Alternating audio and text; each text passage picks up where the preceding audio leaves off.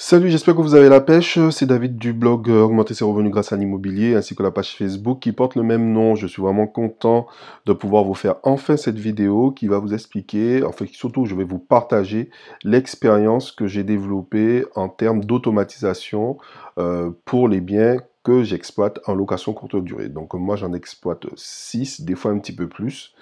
Et c'était important pour moi afin d'éviter que ça soit une prison dorée ou que ce soit un deuxième job, d'automatiser un maximum de tâches. Donc vous allez trouver pas mal d'articles et de vidéos sur Internet.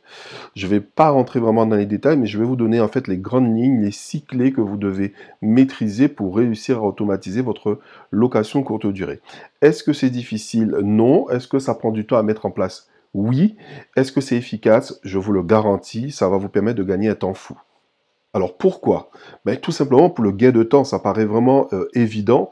Le fait que vous puissiez automatiser un maximum de tâches, ben, vous allez pouvoir éviter d'envoyer manuellement des SMS ou des emails aux clients et passer votre temps sur votre téléphone.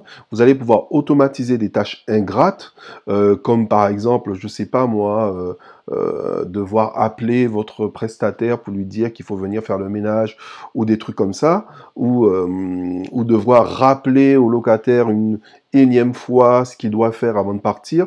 Donc tout ça, c'est des tâches que vous pourrez automatiser. Autre chose aussi, ça va vous permettre de vous sécuriser le client en évitant d'avoir par exemple ses infos bancaires si vous faites des paiements en ligne. Et ça, c'est super important. Nous avons une nouvelle directive européenne qui va, je pense, mettre un petit peu des bâtons dans les roues pour certains d'entre nous. Mais si vous automatisez ces tâches-là et que vous le faites efficacement, mais surtout en respectant la nouvelle réglementation en vigueur, ça va vous éviter de vous retrouver en difficulté. Et selon ma petite expérience, ça fait depuis 7 ans que je fais de la location saisonnière, 8 ans bientôt, ça m'a supprimé pas mal de stress. Ça m'a permis de ne pas perdre mon énergie pour faire des tâches qui vont pas me rapporter plus d'argent et de me concentrer sur ma famille ou sur les choses que j'ai envie de faire. Donc, la communication. La communication, c'est vraiment le bœuf à bas de votre location et de votre système d'automatisation. Premièrement, la communication, c'est avec vos locataires. C'est-à-dire qu'il faut que vous ayez mis en place un système qui va envoyer des messages, des SMS ou des WhatsApp avant la réservation, le checking, avant l'arrivée du client, aussi pendant son séjour ou juste avant qu'il parte, et aussi après son départ, après les check-out, pour que vous puissiez par exemple récupérer des bons commentaires.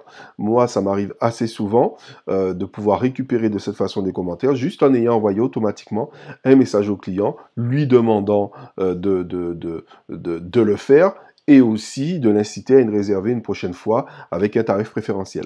L'autre façon de communiquer de façon automatique, c'est avec votre prestataire. Lorsque le checking a eu lieu, mais vous avez la possibilité de lui envoyer et de transférer les infos automatiquement dès que la réservation du client est arrivée, mais aussi avant le checking, vous aurez peut-être des informations complémentaires à envoyer et c'est important de pouvoir l'automatiser.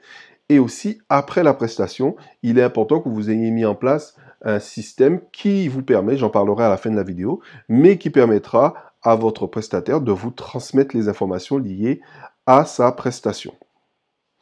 La troisième clé hyper importante, c'est au niveau de la remise des clés. Et moi, j'ai galéré pendant des années à attendre des clients pour leur remettre les clés et c'était vraiment compliqué. Donc, vous allez pouvoir automatiser cette tâche, soit à travers un prestataire que vous allez former ou une conciergerie. Il faut savoir que ce service est payant et que ça va vous coûter en moyenne entre 10 et 25 euros en fonction de la région où vous êtes ou en fonction du secteur où vous êtes, du standing de votre bien. Ça va vous coûter ce prix-là. Vous pouvez l'automatiser, mais pour moi, c'est pas la façon la plus efficace d'automatiser la remise des clés. Vous pourrez aussi utiliser un coffre à clés qui sera connecté ou non.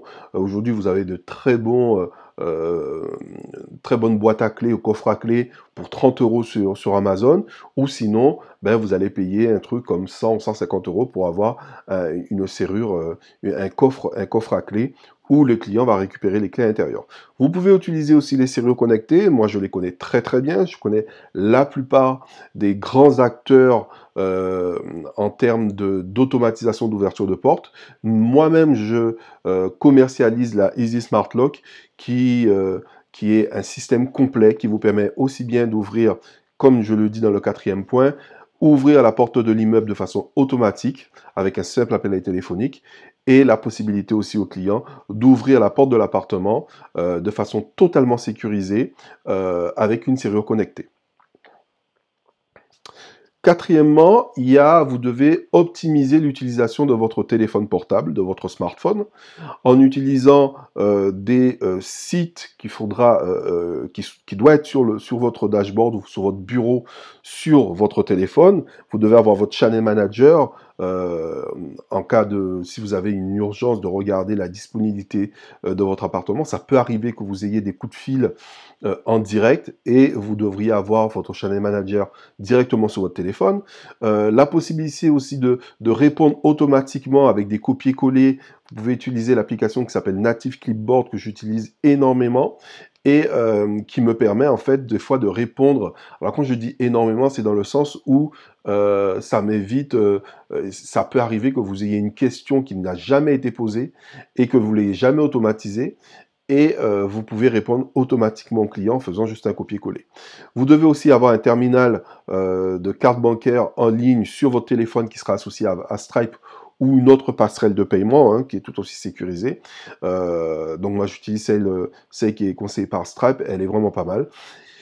Et en termes de communication, vu que vous n'allez pas discuter qu'avec des Français, enfin je l'espère, eh bien ça serait bien d'avoir WhatsApp qui est quasi indispensable, WeChat aussi qui est surtout utilisé pour les pays asiatiques. WeChat, leur intérêt c'est surtout la possibilité avec WeChat d'avoir une traduction en direct de la conversation que vous allez avoir avec votre client.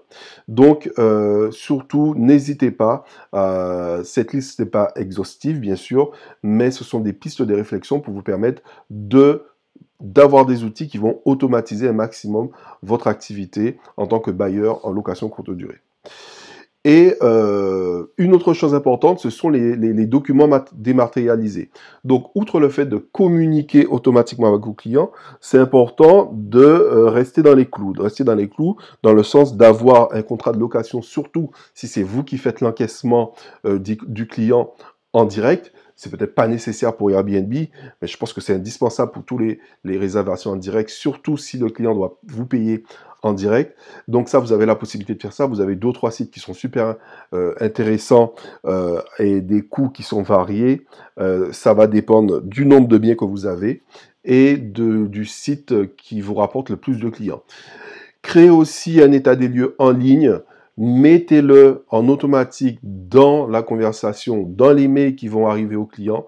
C'est hyper important parce que je dis souvent, pour moi, l'état des lieux en ligne ainsi que la caution, c'est pour moi, comment je pourrais dire ça? Pour moi, c'est une assurance, comme une assurance voiture, c'est-à-dire que vous allez payer une assurance pratiquement toute votre vie et vous allez peut-être l'utiliser que 2 fois, mais vous êtes bien content de l'avoir le jour où vous faites un accident.